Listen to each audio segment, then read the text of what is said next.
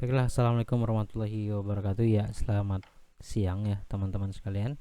Kembali lagi bersama kita ya. Kali ini kita akan review aplikasi yang berbeda ya. Kalau ini adalah aplikasi layanan mandiri. Nah, untuk aplikasi ini berbasis RFID ya teman-teman ya.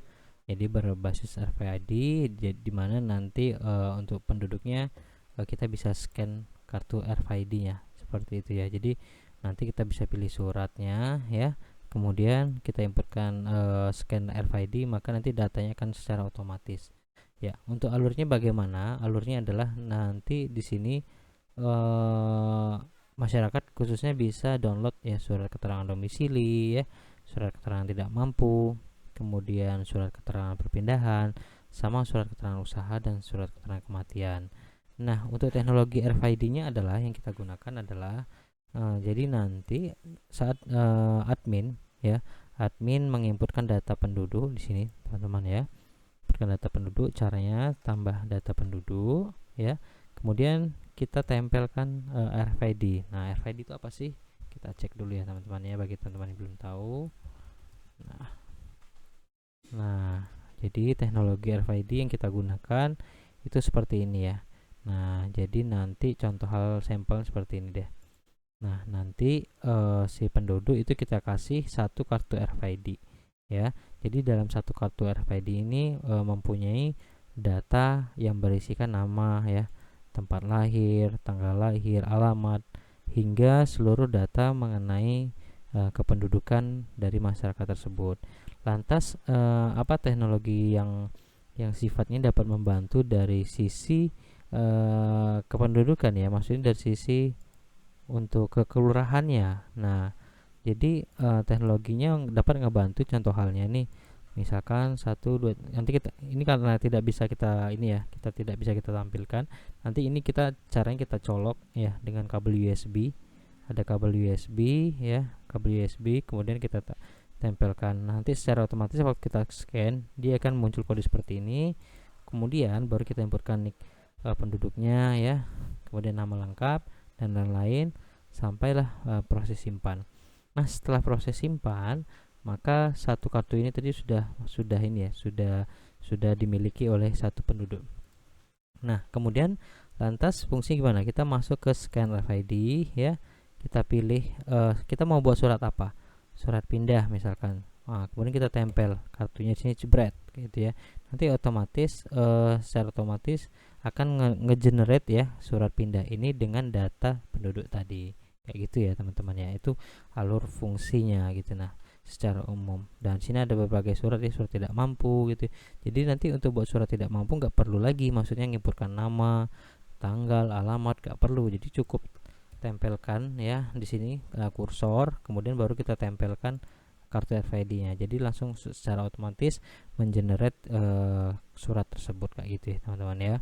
Nah, kemudian kita sedikit review di halaman sini ya. Oke, halaman ini. Oke, sebentar. Nah, untuk di halaman depan itu ada beberapa informasi, yaitu informasi profile ya. Informasi profile ini berisikan informasi kelurahannya, misalkan dari sisi visi, misi dan lain-lain. Kemudian untuk galeri ya, galeri ini berisikan informasi data ya terkait dengan dokumentasinya. Untuk berita nanti pihak kelurahan dapat mengupdate data berita nih di sini ya. Jadi misalkan ada kegiatan di hari ini ataupun sosialisasi dari pemerintah. Nah, itu nanti kelurahan bisa ngupdate beritanya dan muncul di sini. Dan untuk formulir ya, formulir ini nanti khususnya masyarakat bisa download nih. Dia mau buat surat domisili gitu ya. Nah, dia sudah download. Nah, ini kalau kita klik dia langsung mendownload suratnya ya.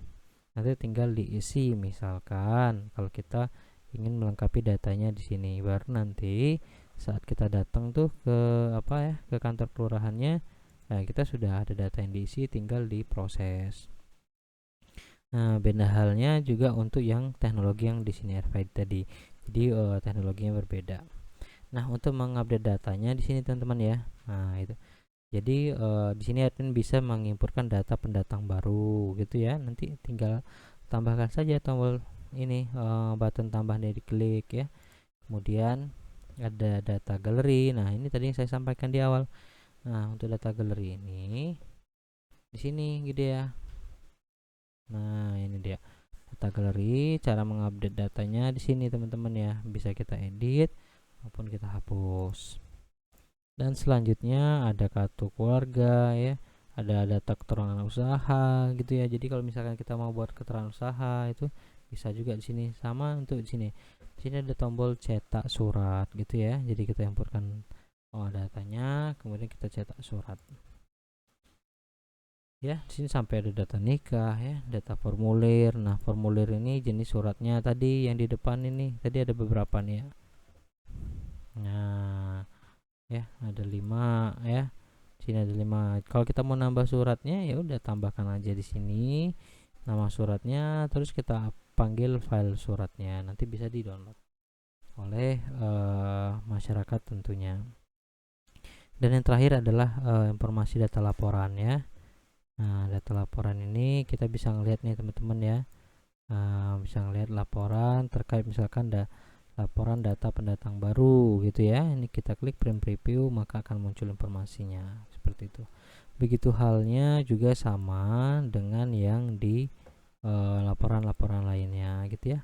Ada data penduduk, data format surat seperti itu. Nah, sedikit kita informasikan juga bahwa aplikasi ini kita jual. Bagi teman-teman yang berminat dengan aplikasi ini atau ingin memiliki source code-nya, silahkan langsung saja WhatsApp ke nomor admin kita ya, dan nanti akan kita berikan informasi harganya. Dan kami akhiri, wassalamualaikum warahmatullahi wabarakatuh. Dan jangan lupa teman-teman silahkan dukung channel ini dan jangan lupa subscribe. Dan semoga informasi ini dapat bermanfaat untuk kita semua. Kami akhiri, wassalamualaikum warahmatullahi wabarakatuh. Bye bye.